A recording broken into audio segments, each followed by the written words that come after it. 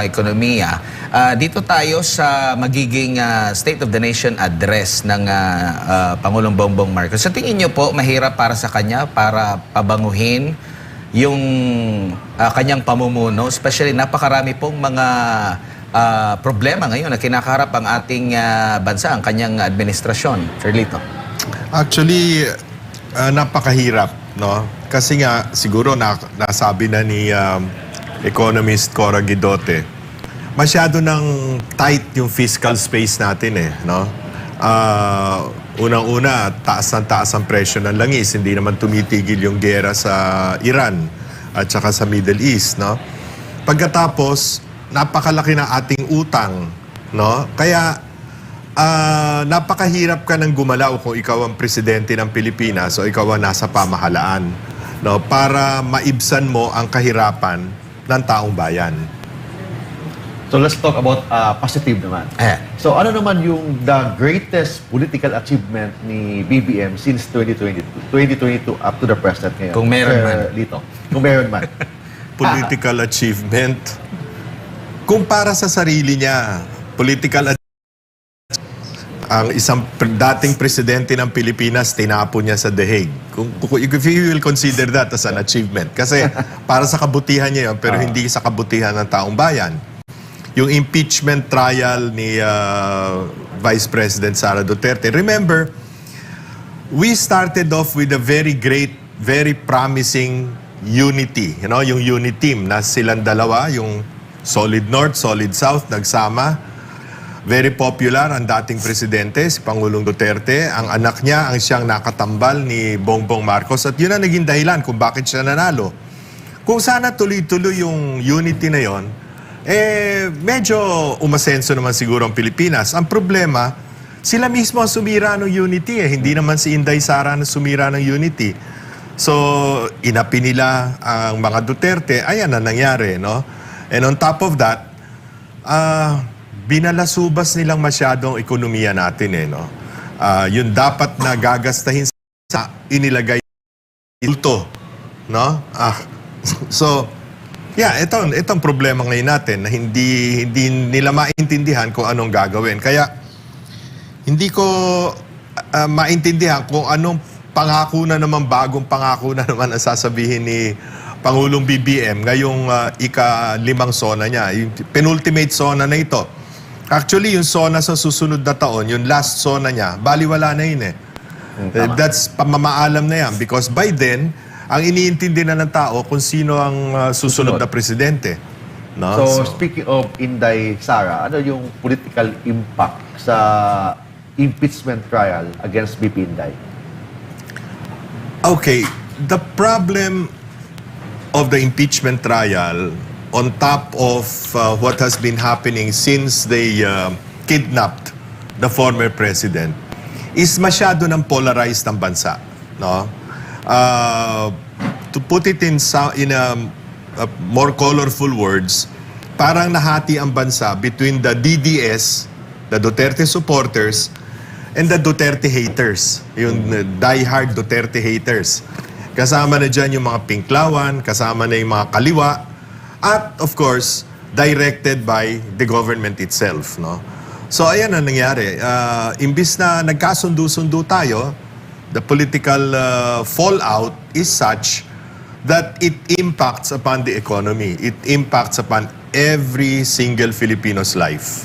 So sa nangyayari ngayon, Sir Lito, about yung alleged kidnapping ni PRRD, yung nawala si Inday Sara sa administration ni Bongbong Marcos. Ano yung maging political landscape? Expect natin the political landscape this coming 2028 election. To begin with, no? Ang tao ngayon, ang taong bayan ngayon, naniningil na ng mga pangako dun sa first SONA. If you go by the first SONA, because it's in the first SONA where a new president sets up his goals, his priorities, no? The things that he wants to do, no? At pag pinakinggan mo yung first SONA, napakaganda actually, no? Unang-una, pinuri niya pa si Pangulong Duterte doon at sinabi niya, the state of the nation is sound, coming from President Duterte's administration. Pero ngayon, lahat na ginagawa nila para i-demonize ang mga Duterte, si Pangulong Duterte, kung ano-anong iniimbento nilang hindi naman ginawa ni Pangulong Duterte, kung ano-anong kasinungalingan ng nanggagaling lalo sa kanyang spokesperson.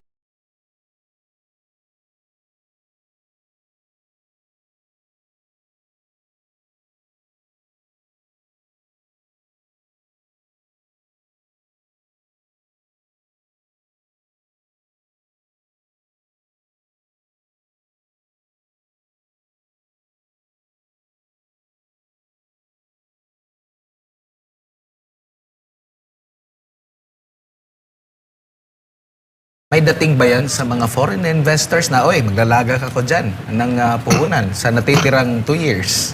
Ayun nga, kaya nga yung Business Confidence Index bagsak, di ba? Minus 24%.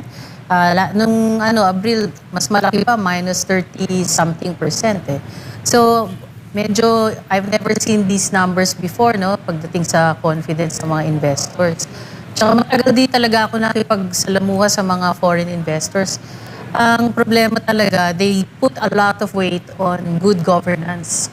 So pag nakikita nila na talamakang corruption, they will hesitate to come kasi unang-una, yung trust nga wala Tapos if they ever come here and they also look at other business people, nakikita nila na napaka ng red tape, talamak rin yung red tape. So even if they try to come here, yung business permits, mahirap kuhanin, it takes a long time, mataas yung cost mo kasi maraming padulas.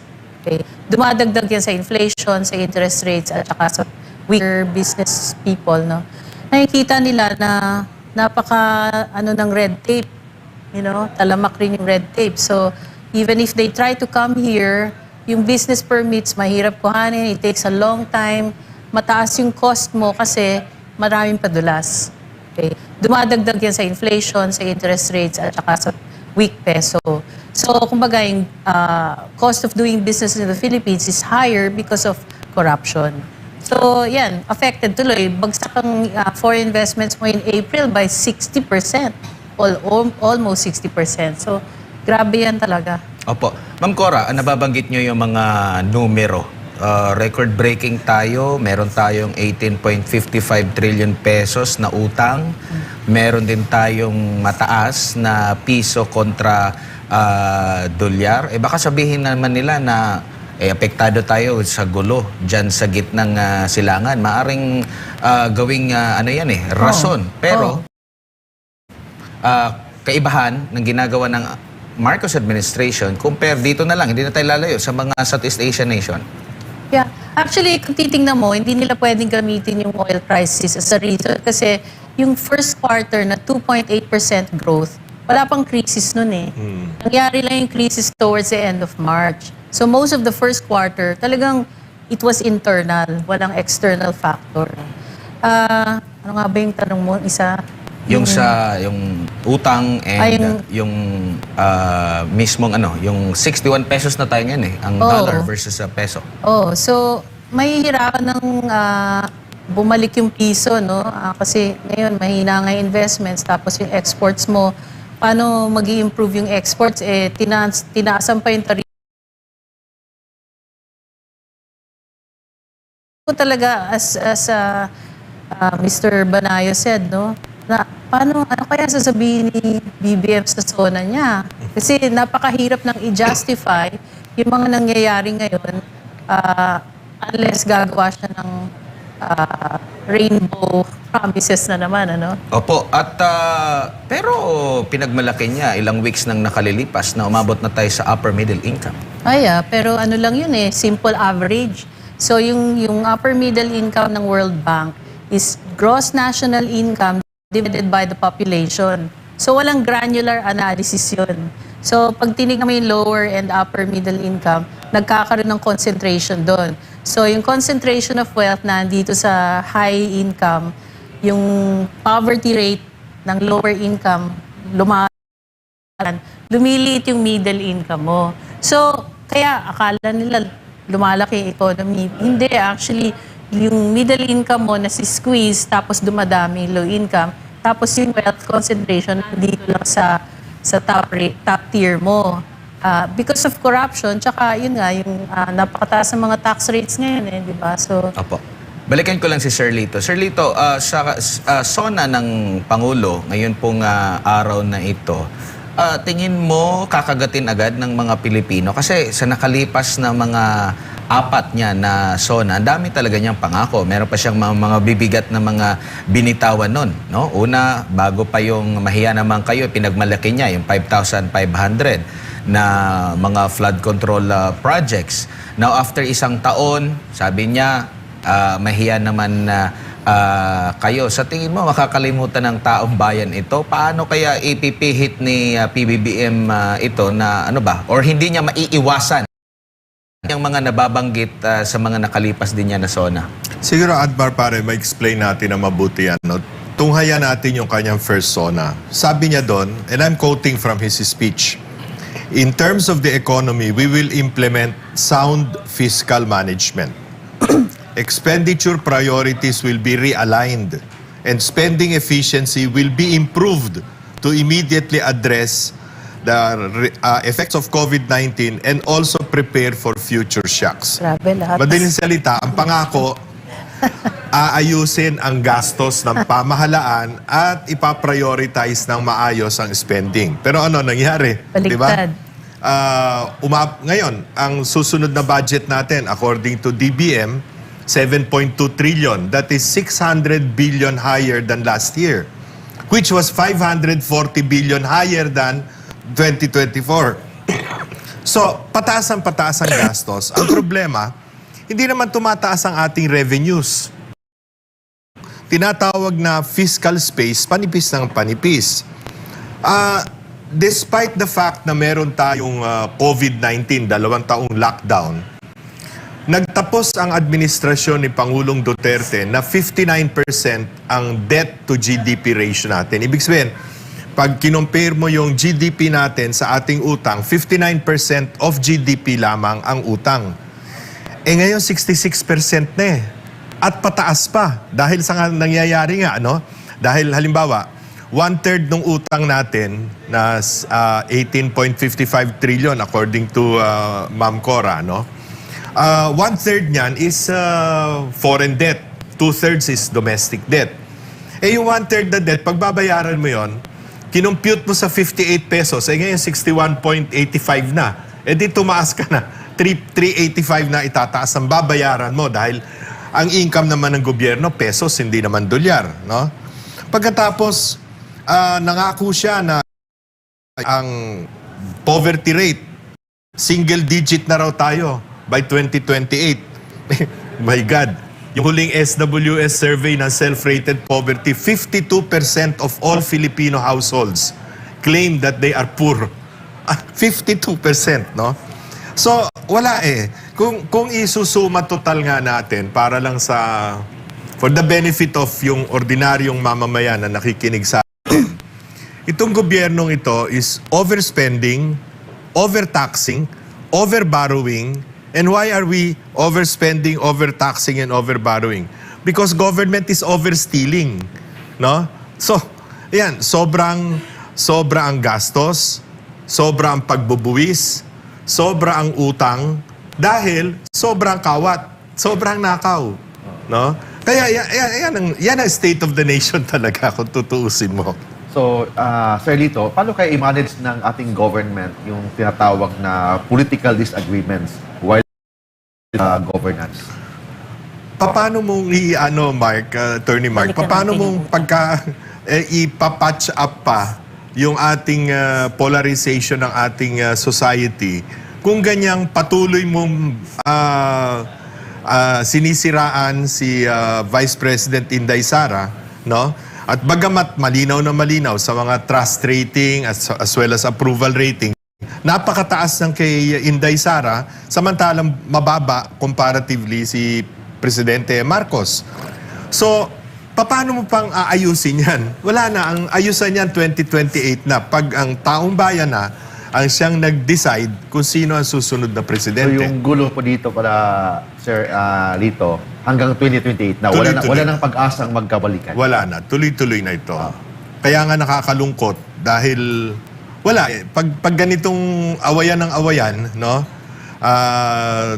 Tinitira nila ng tinitira si Inday Sara kung ano-ano pa na pati si Senator Marcoleta kinulong, kung sino-sino, lahat ng mga kakampi ni Inday Sara kinukulong, di lalong iigting yung resentment o yung paghihinaing ng mga supporters ni Vice President Sara. Kaya lalala ang sitwasyon. At ang foreign investment, nasabi nga ni Ma'am Cora kanina, bumagsak na by 60% noong April. Sino pa mag-i-invest dito? Hihintayin na lang ang 2028, di ba? So, maraming unfinished business pala si BBM. Wala naman yata na-finish. Wala na finish.